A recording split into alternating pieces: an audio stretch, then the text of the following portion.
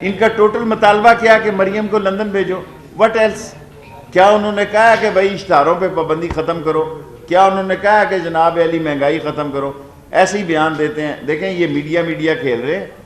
کوئی P T I ہماری اس جیب میں ہے اور نون لیگ اس جیب میں ہے. فضل الرحمان آئے گا، اگر دھرنا دے گا تو دھر لیا جائے گا. آرٹیکل 6 مولانا فضل الرحمان پہ جو انہوں نے گفتگو کی ہے، انہوں نے کہا اس پہ لگ سکتا ہے، لیکن میں اس بات کا حامی نہیں ہوں کہ مولانا فضل الرحمان پر ویسے ہی اس کو دھر لینا چاہیے.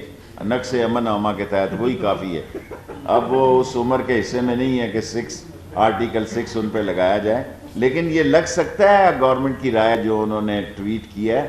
لیکن اگر وہ دھرنے کی سوچ لے کر اسلام آباد آئے تو اس دفعہ وہ دھر لیے جائیں گے، سرکاری مہمان ہوں گے. تجاوزات ختم کرنا حکومت کا کام ہے، میں حکومت کا ایک حصہ ہوں. سپریم کورٹ کے فیصلے پہ عمل کرنا یہ سب کا کام ہے، اور میرے حصے، میرے شہر میں 1 انچ ایک مرلہ زمین کوئی بھی قبضے میں نہیں ہے کسی کے. کوئی جہانگیر ترین اور خسرو بختیار کا نام نہیں ہے. اور سیکیورٹی اداروں سے رات میری میٹنگ خود ہوئی ہے براہ راست، اور میری میٹنگ کھانوں شانوں پہ ہوتی رہتی ہے، شادیوں پہ، فنکشنوں پہ. سیکیورٹی ادارے عمران خان کے ساتھ کھڑے ہیں، اور عمران خان کے کوئی فارغ نہیں ہو رہا. عمران خان کوئی آپشن، کوئی فائلیں لوگ اب دفتروں میں چلتی رہتی. شہباز شریف ارادہ رکھتا ہے مارچ کے آخری ہفتے میں، لیکن اس کو میں نے پیغام بھیجا ہے کہ ادھر مزے کر، نئے ہیٹ لے، اور سیل لگی ہوئی ہے. نواز شریف آ نہیں رہا، مریم جا نہیں رہی. شہباز آئے گا تو وہ میری پارٹی کا آدمی ہے، گڈی کھیلے پھرتا رہے جمعہ جنج کے ساتھ. اپوزیشن اکٹھی ہو سکتی ہے، یہ ان کا حق ہے. اپنے کیسز کو یہ بہتر کرنا چاہتے ہیں.